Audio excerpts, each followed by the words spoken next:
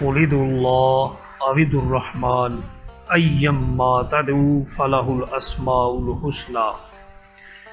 قال اللہ تبارک و تعالی فی مقام آخر الم تر الی الذی حاج ابراہیم فی ربہ ان آتاہ اللہ الملک اذ قال ابراہیم ربی الذی یحیی و یمیت قال انا احیی و امیت قال ابراہیم فإن اللہ یأتی بالشمس من المشرق فأت بها من المغرب فبہت الذی کفر واللہ لا یہدی القوم الظالمین۔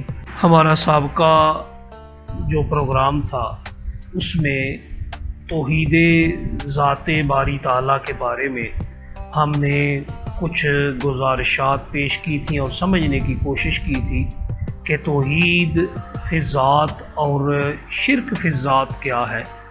اس بارے میں ہم نے پچھلے پروگرام میں آغاز کیا تھا، ابتدا کی تھی۔ آج ہم اس کے دوسرے پہلو کی طرف، دوسرے حصے کی طرف آتے ہیں، اور وہ ہے توحید فی الاسماء والصفات۔ اللہ کے اسماء اور صفات میں توحید، یہ توحید کی دوسری قسم ہے۔ رب کائنات کی ذات اپنے ناموں میں، اپنے اسماء میں بھی توحید پر مبنی عقیدہ اس کے بارے میں ہونا چاہیے۔ وہ توحید رکھتی ہے، وہ ذات وحدہ لا شریک ہے، اور اپنی صفات میں بھی وہ وحدہ لا شریک ہے۔ انہی کلمات پر پچھلا پروگرام اختتام پذیر ہوا تھا۔ اب اسی سے آغاز کرتے ہیں۔ رب کائنات کی ذات اپنے اسماء میں وحدہ لا شریک ہے، اس کے اسماء میں کوئی اس کے ساتھ شریک نہیں ہے۔ اور رب کائنات سورہ الاسراء آیہ نمبر 110 میں ارشاد فرماتا ہے کہ قل ادعوا اللہ، اسے ہے محمد صلی اللہ علیہ وسلم آپ فرما دیجئے، آپ انہیں بتا دیجئے، آپ انہیں سمجھا دیجئے، آپ ان تک پہنچا دیجئے کہ کیا ادعوا اللہ او ادعوا الرحمن، کہ جب بھی اس رب کائنات کو تم پکارو تو کیسے پکارو؟ اسے اللہ کہہ کر پکارو، او ادعوا الرحمن، یا اسے رحمان کہہ کر پکارو۔ اب ایک اس کا اسم ذاتی ہے، دوسرا اس کا اسم صفاتی ہے۔ اس کے اسم صفاتی میں سے الرحمن کا تذکرہ ہوا، اور اس کے اسماء ذاتیہ میں سے سب سے اعلیٰ ترین جو ذاتی اس کا اسم ہے وہ اللہ ہے۔ تو اللہ تعالیٰ نے اپنے لیے دو اسماء یہاں استعمال فرمائے، اور رب کائنات نے ارشاد فرمایا جب بھی حبیب آپ انہیں بتاؤ نا ذرا، کیونکہ توحید ہے واحد قرار دینا، اور واحد قرار دے گی ذات مصطفیٰ صلی اللہ علیہ وسلم۔ تو جیسا آپ فرمائیں گے، جیسا آپ کی زبان سے تعارف آئے گا، جیسا آپ کی ذات سے ہمیں اللہ کے بارے میں بتایا جائے گا، ویسا ماننا توحید کہلائے گا۔ تو جیسا اللہ کے حبیب اللہ تعالیٰ کی ذات کو وحدہ لا شریک بتائیں گے، اس کی ذات میں کسی کو شریک نہ ماننے کا کہیں گے، ویسے ہی ماننا عین توحید ہوگا۔ تو وہ کیا اللہ نے اپنے حبیب کی زبانی ہمیں سمجھا دیا کہ کیسے رب کو بلانا ہے، اس کو پکارنا ہے، اسے بلانا ہے تو اللہ کہہ کر بلانا ہے، یا اسے رحمان کہہ کر بلانا ہے۔ ایما تدعو، جب بھی اسے پکارو گے تو فلاح الاسماء الحسنی، اس کے سارے اسماء کیا ہیں؟ وہ حسنی ہے، وہ حسنی ہے، حسین نہیں ہے، حسنی ہے، یعنی حسین ترین ہے۔ وہ چھوٹے، کم تر یا کسی لو لیول کے نام اس کے نہیں ہو سکتے، اس کے نام انتہائی خوبصورت ترین، انتہائی اعلیٰ ترین ہوں گے۔ تو وہ نام جب بھی اس کے پکارے جائیں گے، اب کسی اور کو اللہ نہیں کہہ سکتے، اب کسی اور کو الہ نہیں کہہ سکتے، کسی اور کو رب نہیں کہہ سکتے۔ فرعون نے بھی اپنے آپ کو رب کہا تھا، نمرود نے بھی اپنے آپ کو رب کہا تھا، اور جب ان کا مناظرہ ہوا، ان کا مکالمہ ہوا، نمرود کا حضرت ابراہیم علیہ السلام کے ساتھ اور فرعون کا حضرت موسیٰ علیہ السلام کے ساتھ، تو وہاں پر جو مکالمہ ہوا، میں حضرت ابراہیم علیہ السلام کا مکالمہ پیش کر کے ہم آگے بڑھوں گا۔ حضرت ابراہیم علیہ السلام کا مکالمہ سورہ بقرہ آیہ نمبر 258 میں مذکور ہے۔ سورہ بقرہ آیہ نمبر 258 رب کائنات ارشاد فرماتا ہے الم تارا، الذی حاج ابراہیم فی ربہ.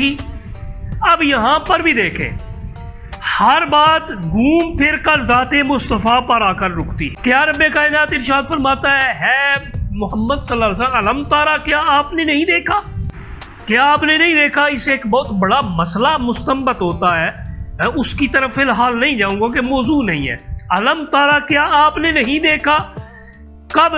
الذی، اس شخص کی طرف، الذی حاج ابراہیم فی ربہ، جو ابراہیم علیہ السلام سے ان کے رب کے بارے میں باس مباحثہ کر رہا تھا، حجت بازی کر رہا تھا، ان کے ساتھ دلائل سے بات کر رہا تھا، ان سے دلائل طلب کر رہا تھا ان کے رب کے بارے میں کہ ان آتا اللہ الملک، کہ اللہ نے ہی اسے بادشاہت دی تھی اور اسی اللہ کے بارے میں ہی وہ باس مباحثہ کر رہا تھا، حجت بازی کر رہا تھا.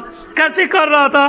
کہ جب اذ قال ابراہیم ربی الذی یحیی و یمیت، اسماء صفاتیہ شروع ہو گئے ہیں، اس رب کائنات کی صفات شروع ہو گئے، خاص صفات جو اللہ کی ذات کے ساتھ مخصوص ہیں، جو کسی اور کی طرف منسوب نہیں کیے جا سکتے. اگر کسی اور کی طرف منسوب کیے جائیں گے تو شرک ہوگا.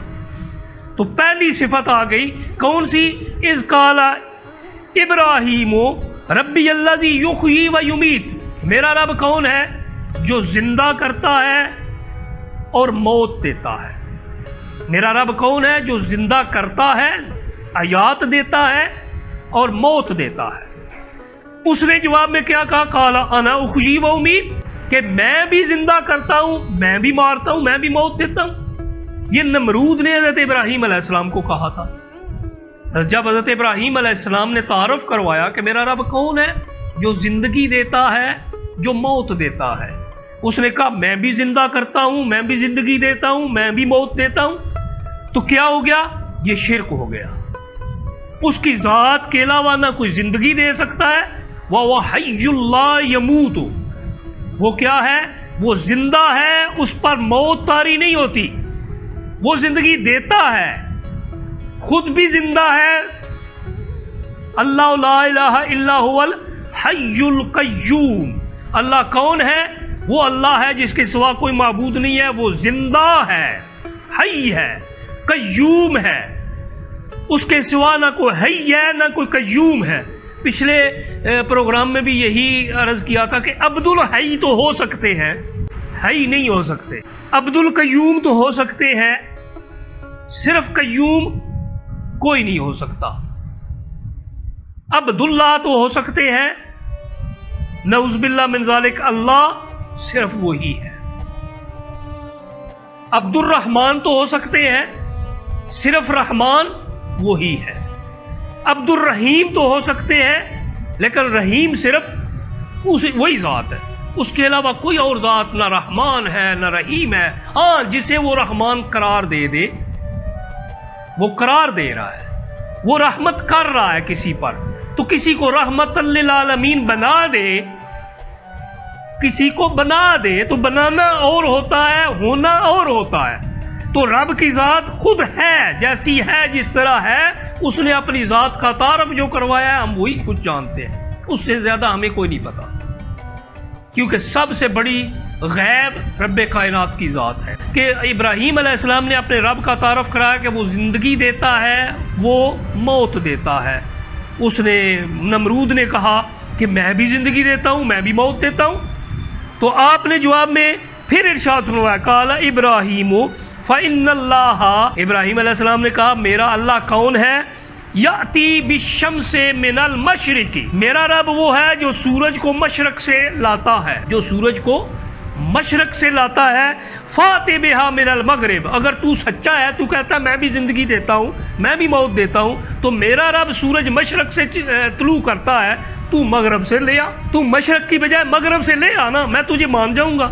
فبہت الذی کفر، قرآن میں رب کائنات کیا فرماتا ہے؟ وہ کافر جو تھا وہ مبہوت ہو کر رہ گیا، لاجواب ہو گیا. تو سب سے پہلی بات جو ہمیں سمجھ آئی وہ یہ تھی کہ رب کائنات خالق ہے، تو خالقیت کا اظہار مختلف انداز سے وہ کرتا ہے، اپنے خالق ہونے کا اظہار مختلف انداز سے کرتا ہے. نمبر 1 پر رب کائنات اب سورہ الانعام آیا نمبر 95 سے 103 8 آیات ہیں. ان ساری آیات میں سے ماخوذ جو ہمارے پاس پوائنٹس ہیں وہ 18 ہیں.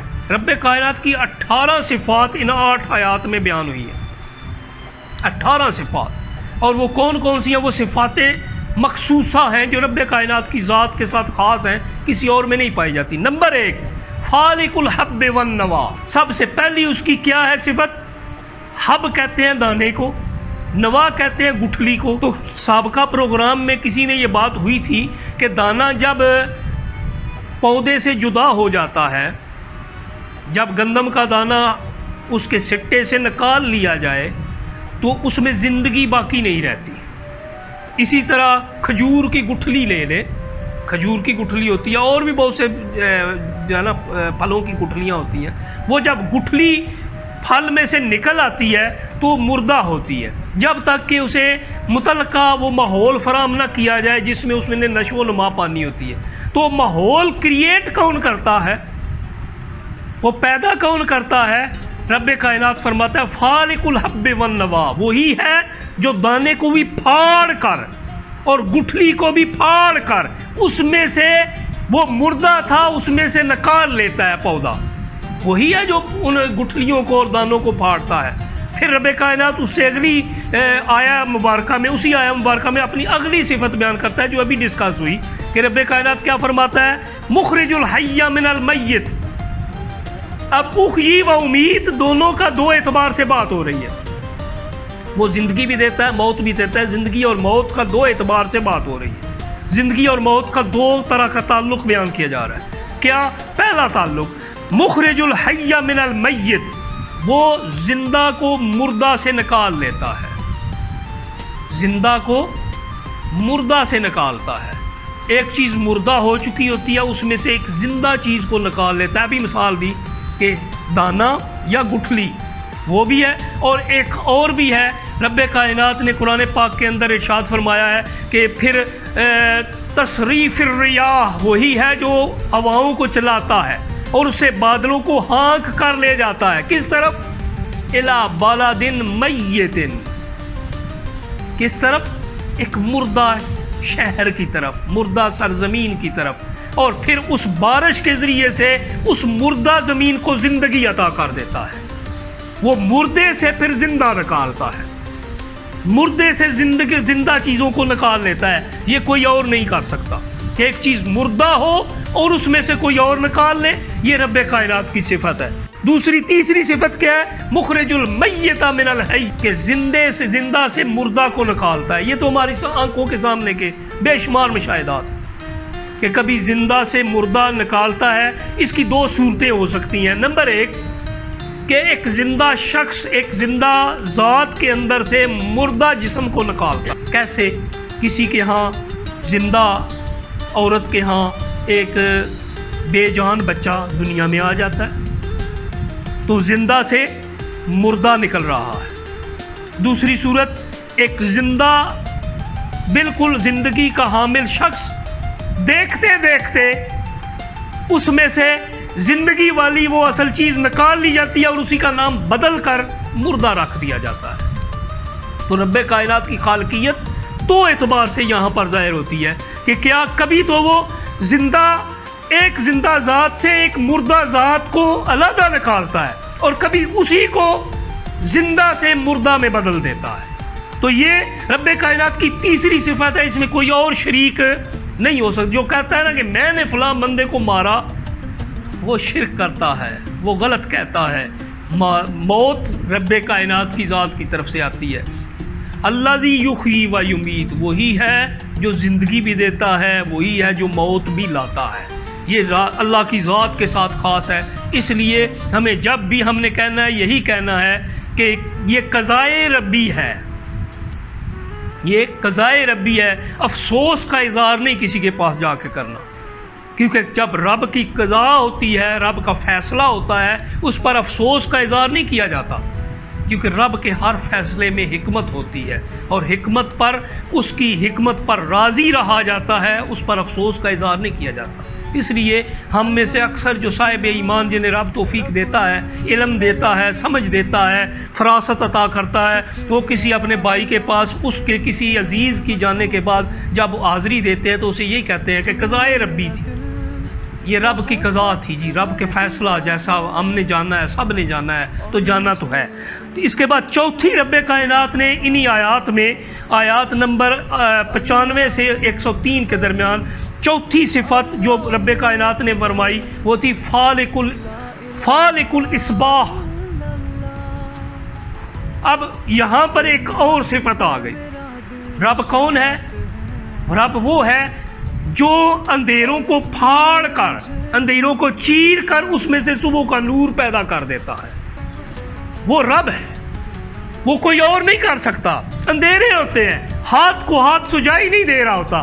یہ اندھیروں سے مراد دو طرح کے اندھیرے ہو سکتے ہیں۔ ایک نمبر جو بظاہر باہر اندھیرا، ابھی بھی رات ہے، یہ جو اندھیرا نظر آ رہا ہے۔ دوسرا اندھیرا کبھی کبھی مشکلات کا، مصائب کا، تنگیوں کا، ترشیوں کا، سختیوں کا اندھیرا چھا جاتا ہے، کچھ نظر نہیں آتا، اس کے اندر یکدم رب کائنات کی ذات ہے کہ ان اندھیروں کو چیر کر امید کی کرن جگا دیتی ہے، وہ رب کائنات کی ذات ہے، وہی ہے جو فالق الاصباح ہے۔ فالق الاصباح رب کائنات کی ذات ہے۔ کوئی اور کہے کہ میں اسے امید دلا دوں، میں اس کے لیے کوئی روشنی کا انتظام کر دوں، نہیں کر سکتا، وہ رب کائنات کی ذات ہے جو یہ کرتی ہے۔ چھٹی سی صفت جو پانچویں جو رب کائنات نے ان آیات میں بیان فرمائی وہ کیا بیان فرمائی؟ جعل اللیل سکنا، اور وہی ہے جس نے رات کو سکون آور بنایا ہے، پرسکون بنایا ہے۔ آپ دن کو سارا دن سوئے رہیں لیکن رات کی نیند کا وہ متبادل نہیں ہو سکتا۔ رات کے اندر جو نیند ہوتی ہے اس میں جو سکون ہوتا ہے وہ کبھی بھی دن کی نیند میں پورا نہیں ہو سکتا، آپ جتنی کوشش کر لیں، کیونکہ رب نے فرمایا ہے کہ وہ ذات ہے جس نے رات کو سکون آور بنایا ہے، سکون رات کو ہی ہے۔ اس لیے میرے عزیزوں، میرے بھائیوں، رات کو سکون کیا کریں۔ رات کو رب نے سکون کے لیے بنایا ہے، دن کو کام کاج کے لیے بنایا ہے۔ دن کو کام کاج کریں، رات کو سکون کریں۔ رب کا یہی طریق ہے، رب کا یہی فرمان ہے، رب کا یہی ہمارے لیے نصیحت بھی ہے، ہمارے لیے طریق بھی اس نے یہی بنایا ہے کہ تم ایسے کرو، ورنہ تو 24 گھنٹے دن رہ سکتا تھا، اس کے لیے کوئی ناممکن تھا۔ 24 گھنٹے بھی دن ہو سکتا تھا۔ کئی ایسے ملک ہیں جہاں 21 22 گھنٹے کا دن ہوتا ہے یا 22 گھنٹوں کی رات ہوتی ہے، تو وہاں وہ ٹائم مینجمنٹ کے ذریعے کچھ حصے دن گھنٹے مخصوص کرتے ہیں کہ یہ رات ہے اور یہ دن ہے۔ تو ہمیں تو رب نے اتنا کرم فرمایا ہے کہ دن کا بھی ایک مخصوص حصہ ہے، رات کا بھی ایک مخصوص حصہ ہے، تو رب نے اسے سکون آور بنایا ہے، تو اسے سکون آور بنانے والی ذات بھی رب کی ذات ہے۔ اگر وہ نہ چاہے تو آپ چاہے پورا پتا 10-12 گولیاں نیند کی کھا لو، رات کو سکون کی نیند نہیں سو سکو گے۔ ہاں، رب چاہے تو کانٹوں کے بستر پر بھی سلا دیتا ہے، وہ چاہے تو پھانسی کے پھندے پر بھی سکون کی نیند دے سکتا ہے، وہ چاہے تو انتہائی سختی کے عالم میں خالی پیٹ بھی نیند عطا کر دیتا ہے، اور اگر وہ نہ چاہے تو پیٹ بھرا ہوتا ہے، مخمل کے بستر ہوتے ہیں، کم خواب کے بستر ہوتے ہیں، نرم و نازک قسم کے بستر ہوتے ہیں، لیکن نیند نہیں آیا کرتی۔ تو سکون رب کے پاس ہے، اسی نے رات میں سکون رکھا ہے، اور کوئی اور چیز سکون نہیں عطا کر سکتی۔ پھر ہاں، کچھ چیزوں کے بارے میں رب نے قرآن میں ارشاد فرمایا ہے، بیویوں کو بھی سکون قرار دیا ہے، اپنے ذکر میں بھی اطمینان قلبی کو رکھا ہے، تو ذکر تو اسی کا ہے نا، تو بیویوں کو سکون قرار دیا ہے رب کائنات نے کہ ان کی طرف رجوع کرنے پر سکون ملتا ہے، لیکن وہ تو وہاں سکون رب نے رکھا ہے۔ کس نے رکھا ہے؟ اللہ تعالیٰ نے۔ اگر وہ نہ رکھے تو وہاں بھی کانٹوں کا بستر ہی بن جایا کرتا ہے۔